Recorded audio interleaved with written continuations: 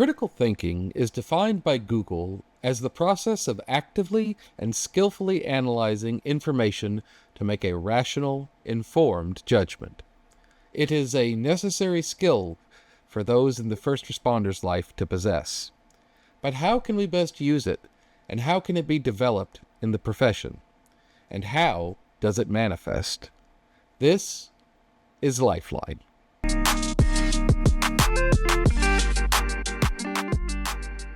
Hello, and welcome back to another episode of Lifeline 911 with your host, Erica. Hello. I'm your co-host, Gary, and today we are discussing critical thinking in the first responders field. So, Erica, what is critical thinking? We went through the definition earlier, but what does that actually mean when the rubber meets the road of it? And I'm about to do something that we don't normally do. I am actually going to request that you answer that question because you had the very best formula when we were talking about it in preparation for the show. Okay, well, let's see if I can remember. Critical thinking is taking the knowledge that you possess, the resources that you possess, and understanding of the goal that you're trying to reach, and melding all of those together. So, for instance, you might have knowledge. So the situation is there's flooding going on in your community, and you've got to figure out how to get the calls answered. Your resources available are your police officers, dispatchers, call takers, all of that. And your goal is obviously the preservation of life and safety. So you will have your standard operating procedures in a department. And maybe continuing this scenario, they say something like, you need to make sure that the non-emergency phone line is always staffed to take minor reports. But you could decide, I'm going to shut that down and move them over to emergency so I can have more bandwidth to handle the emergency calls that are happening. And that would be sort of critical thinking. And that's absolutely it. And what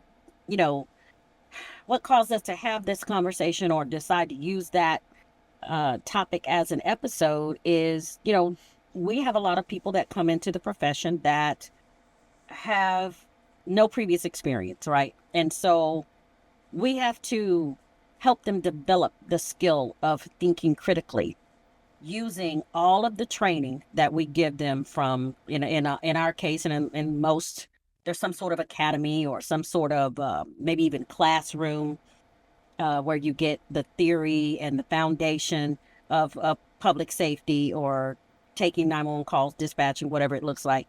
That is your training, your knowledge, your training and your knowledge. And then you have, your CAD systems and all of your SOPs and all of that. And then, of course, you have the mission of your agency, which is public safety all around. So what we're trying to get them to do is not completely abandon everything they knew before they walked through the door, but use all of those things, in my opinion, is to create kind of a lens. And that's how we approach our task of public safety, through that lens of all of the training that we provided for you, the SOPs that give you a general guideline, and the mission.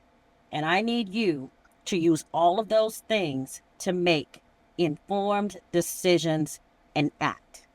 That's what I need. Right. And also to not take for granted any of the information that you have. So sometimes you need to verify it or come to a fuller understanding of it. If you need to do that, don't be afraid to do that. So if you're taking an emergency call and the person tells you A, B, and C happened, listen to that, but ask maybe probing questions about it. So if they say, I saw a car crash into the house, maybe ask questions like, okay, did you see anybody get it out of the car? And you'll maybe find out that they're the ones that crashed the car into the house. Understand what is going on. Yeah. And that is part of it's necessary to constantly add ingredients to this formula, for lack of a better way to put it. I had one we were talking about, that where I had a call taker ask me a question about how to enter a call, and she was, this person, it was former, husband wife duo, if you will, or boyfriend girlfriend or something like that, and then the when a woman and a man love each other very much, they end up producing another child. And so in this case, this is what happened. And so now we have a custody situation. And mom said that dad stole the purse, and now he's got the house keys to come in. And I don't know what he was going to do, take the kid, do what, all the awful things. And my operator at this time was emotionally invested in, she had pretty much what do you call that? Tunnel vision on Okay. just that one aspect. And I'm like, hold on, let's take all of the things, let's pan out for a little bit, and now let's start asking some questions. How did he get her purse? How did he get the keys? How did she know this dude? I know they made a whole other person together, but how happened, like my granny would say, how happened he ended up in the same room, or in the same, in close enough proximity to get these things? And that is what made me think about what I started thinking about that as you were describing. Don't take for granted the information that's given to you. Don't take it at face value. You have to dig a little. And we have to often teach people that when people call 911, they may not necessarily be telling us the whole truth, nothing but the truth, so help you whoson and ever. They don't always do that. What? I know. It's shocking. And so you have to, along with all of the other tools in your kit, you have to add, your interview skills to the mix so that you can get a more realistic picture, a more understandable, or a better understanding of the circumstances that are being presented to you. And so now you can still use all of the knowledge, all of the training, all of your resources, still keeping in mind the goal, sprinkle a little good public safety, common sense, and interview skills in there. And then now we can really, really make an informed decision and or Hmm. judgment based on all of those things. Yeah, absolutely. Because you want to come up with the best solution to the emergency, or the emergency that the Uh-huh. person's perceived to have. Air quote, And emergency. Uh-huh. to to do that, you've got to question what is being told to you, because if you start just Yeah, by well said. believing, yeah, if you start just by believing whatever they say, you might be beginning with premises that are going to lead you down to an incorrect conclusion on what's happening. And you'll see this a lot of times in, like, detective movies, where the detective is going out and, like, finding who killed this guy. Was it his wife? Was it his girlfriend? Were they in cahoots together? Was it the business partner? And they find all this evidence, and they've got to discern what's a red herring from the truth. And they've Agreed. got to critically think about, how do these pieces of the puzzle fit together? And just like when you're working in the profession, you've got to do that as well to come to a correct conclusion.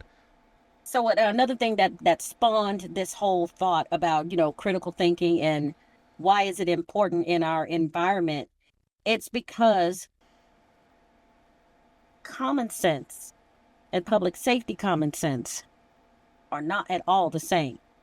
I would say that they are similar in a lot of Oh, ways, because, like, if you're walking at downtown and you see a dark alley and you're by yourself, common sense says don't walk into that alley. And public safety common sense is going to say something like, that alley's dangerous, it has high crime, we know this because of previous reports, that kind of thing.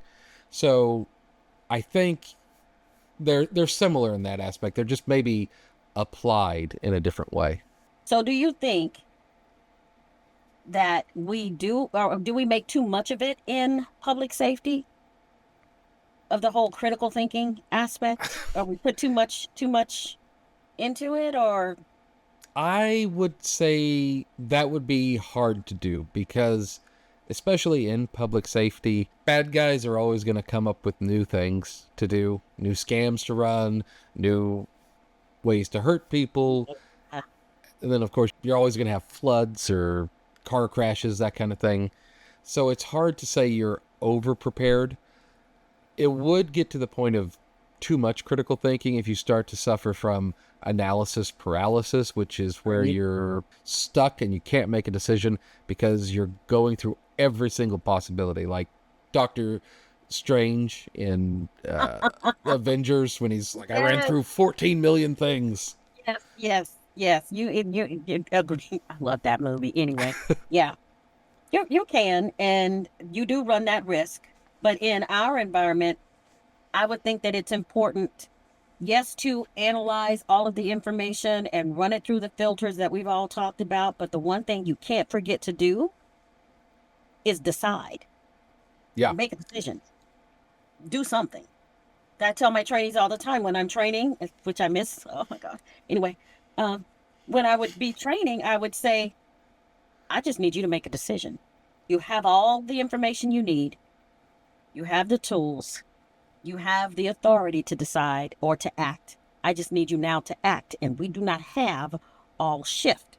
So, snap, snap, let's go, tick, tick, let's move, Jiggy. We don't have all day. Mhm. Yeah. But it's important to do all of those things and analyze and ask all the questions, but at some point within a reasonable time frame that works in public safety, which is only usually seconds, decide. Yeah. And you don't want to become so bound up by policy and procedure that you end up making a worse decision than you could otherwise. Some Okay. people would see like the SOPs, the standard operating procedures, as the gospel. Like Hmm. these have to be followed specifically all the time. Right. But they're called standard operating procedures because we try and fit that to the most likely scenarios that happen.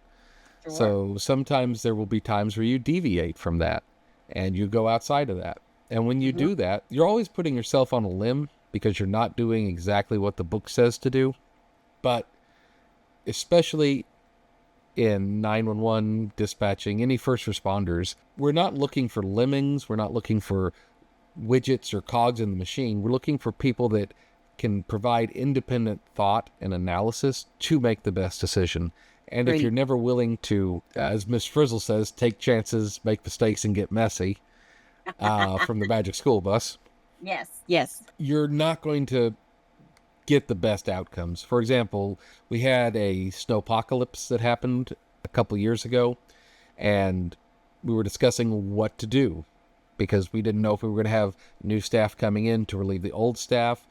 Do Yeah. we collapse radios together, patch them together, which is Mhm. against standard operating procedure because we wanted one dispatcher per area of the city. But you have to also think, how can I maintain overall support of these radios if we don't patch them together?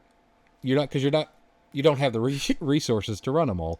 So Right. you have to make a decision. Sure. And the critical thinking, you've got to sometimes leave the comfort zone of the standard operating procedure, and you might be right or you might be wrong. But if you're wrong, as we discussed last week, take take take take your licks and admit that you made a mistake and do better next time. Exactly. And sometimes you won't know, you literally will not know if it's right or wrong until you make a choice. You have to make a decision. And in this environment, like you said, SOPs, I like to call them, you know, when the sky is blue and the ducks are flying south for the winter and the cats and the dogs are lying together and the cats and the squirrels are in harmony and all the things that everything's perfect. And then Mhm. this one little thing goes wrong. As long as it fits in that box, that's what the SOP is for. But in our world, you know how many things fit in the box, Gary? I mean, depending on how hard you cram it in there. there's all this weirdness that happens, like two SWAT call outs all at once. And then you got this foot pursuit and this car chase going on over here. And then there's car club going on over here. And I've only got 10 dispatchers. Actually, I've got 12, but I really need 15 for everything that I've got. So now what do I do? And in Mhm. the absence of an SOP book that is, how many thousands of pages would it have to be It for unlimited. unlimited, right? For It's for impossible. example, yeah. I often would tell trainees when I used to, which I miss as well, training dispatch. When I was training at dispatch, thankfully I didn't have to work this, but we had an airplane fly into a building, and Mhm. that's not necessarily something that's covered by any any SOP. Yeah, Thankfully, that doesn't happen enough that it needs its own SOP. But no kidding. what you can do, and what the dispatcher working the radio did, was say, okay, what are my standard operating procedures for this? Okay, here they are. I know them. What is happening here? What is the situation going on? Plane into a building, fire everywhere, pandemonium. Okay, what is my goal? Keep people safe. Yeah. And then taking all of those elements and working with them, able to start fire, Uh-huh. medical. Uh-huh. That's how, and thinking critically. And was everything done correctly? Most certainly not. But decisions were made to try and move the situation forward and resolve it, which Yeah. ultimately did happen.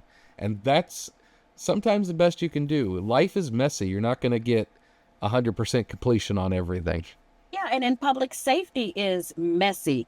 Oh, I of all of the years and all of the trainings that I have had throughout my career, do you know I have never run a scenario where a plane ran into a building? Never done it. Never? Okay. Nope, nope, nope. I've done stolen cars. I've done foot pursuits. I've done, mock car chases. I've done, officer needs assistance or help calls, depending on where you're. I've done those out the nose. Never ever have I ever thought, well, let's put them critical thinking skills to work, shall we? And let's go over a plane running into a building or flying into a building. What do we do? Yeah. But you know what? I could critically think through that. First of all, that's not normal. So chances are a couple people might be hurt, gonna need EMS. There are, I don't know, plane fuel, jet fuel, that, chemical burns and the things. Probably get, something might spark and catch on fire, gonna need AFD.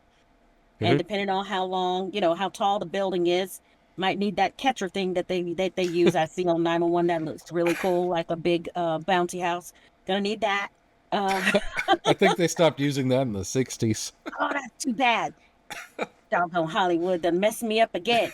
Anyway, but do you know what I'm saying? This is, Yeah. and based on the information that I have, the training that I have, my objective.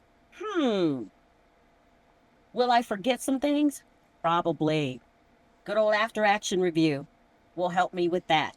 But I Uh, will I will make choices because they have to be made based yes. on the information that's available to me. Right. And you don't always, in life in general, have to make a choice. But especially in emergency communications and first responder work, very often not making a choice is worse than making the wrong choice. Do something.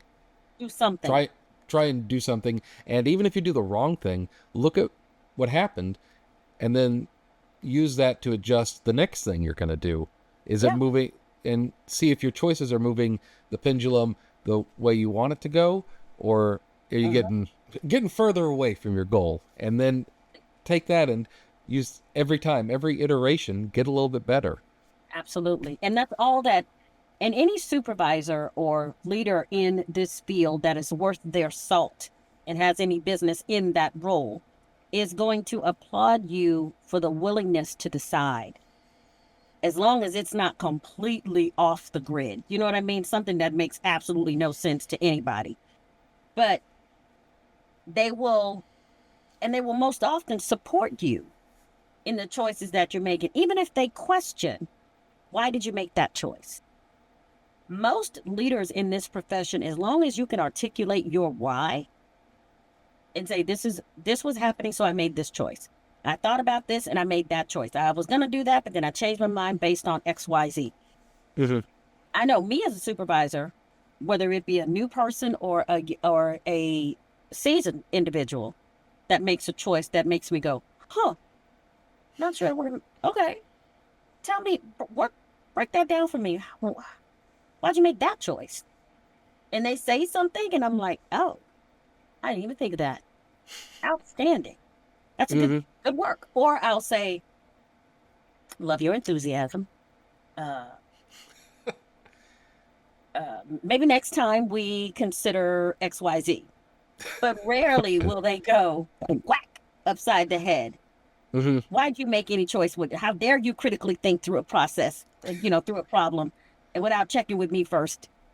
We don't do that. I mean, because you need people that can operate independently. Mm-hmm. I often tell people, like, as long as you can demonstrate that there's something firing between these 2 points, I can work with that. We can make things happen.